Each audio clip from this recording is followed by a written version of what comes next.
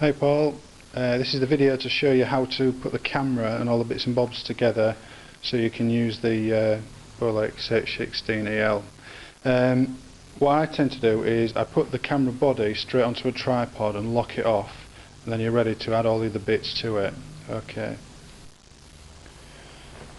so the next thing to go on, the first thing after you've got the camera body, is the bracket. So if you look at the way the bracket's orientated, and it goes that way.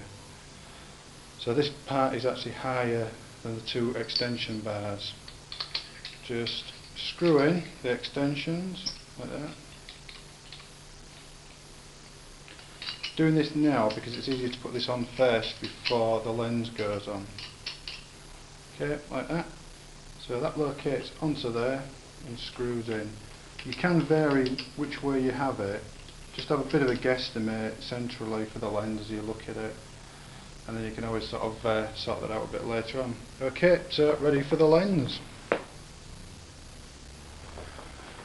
Okay, so now we come to putting the lens on. First thing you've got to do is take off the body cap. So rotate so far.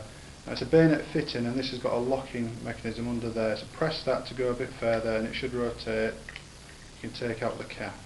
I've taken the cap off the camera.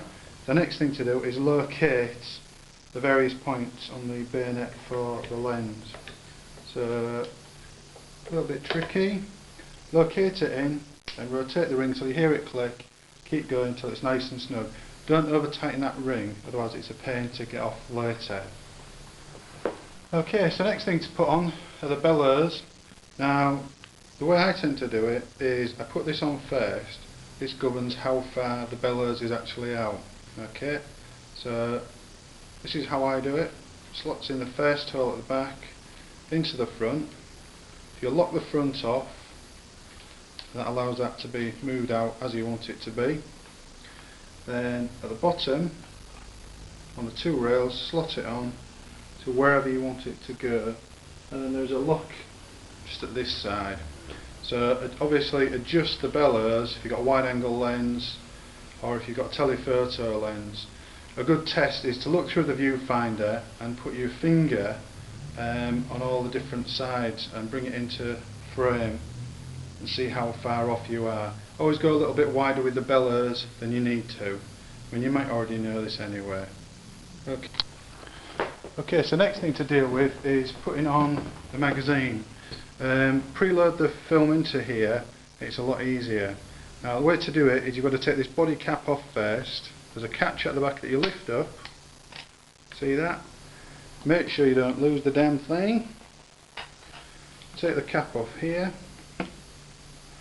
Click onto the front first, like that, onto the back. That catches on and it's locked on, ready to take the side of the camera off and load the film through the film gate. Okay, next thing you want to do is put the motor that drives this onto it. Now if you put it on like at 3 o'clock as far as the cable goes, and then rotate it down, you'll feel it click like that. Then that plugs into a little switch on top, let me move that up, of the camera there, so I've got it the right way around. Alright, next thing is how you actually trigger the camera. You can, if you want to, if you're hand holding or the camera's on the tripod, just press and hold this in.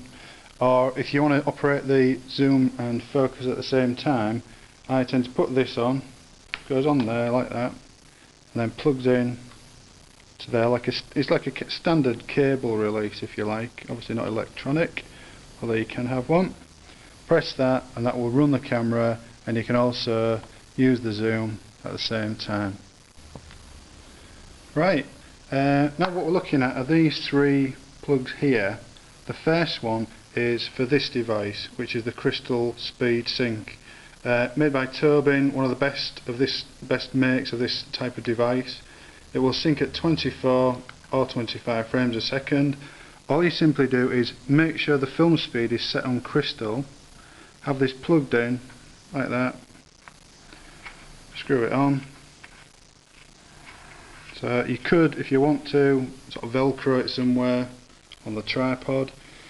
If it's off speed, that will stay on continuously, that light. It does flick on as soon as you hit the fire button and start running, but it goes off immediately as long as it's running at speed. Right, so as I just said, battery, that simply is a cable from the battery, plugs in, tighten it up, and you're ready to go. Just a quick test, make sure it's working.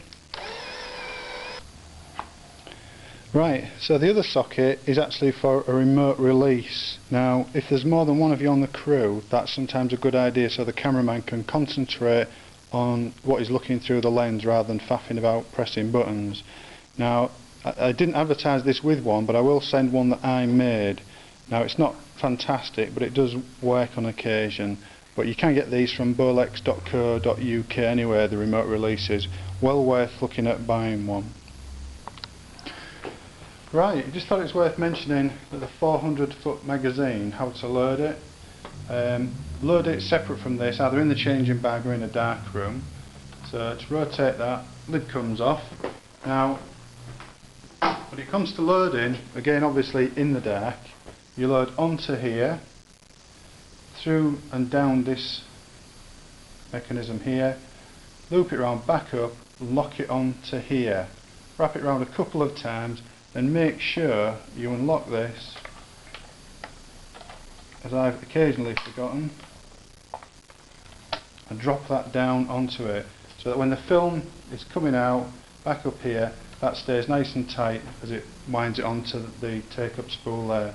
Occasionally I've forgotten to do that, and it does still go on, but what happens is it gets a little bit misguided both ways. Okay, this device, as the film winds off here and onto there, you can see at the other side there's actually a counter, so that's what that does. So you can see there, it will show you how much footage you've got left.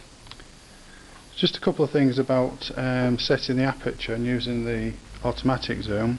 Your apertures, after you've done your meter reading, is set on here, so obviously wide open when you're focusing up. I like to use my lenses wide open as I can so that the focus looks really interesting. Light meter works fine. I don't use it, I use a separate meter. And also, if you want to zoom, this rocker switch here will either zoom in or zoom out as well. And you can sort of do it slow, fast, however you want to do it. Okay. So to pack it away, just do everything in reverse and put it into the various cases and bags. What I would say is be familiar with it before you go out on a shoot with it. Practice loading, which can be a little bit fiddly, but once you've done it a couple of times, sorted. And have lots of fun with it.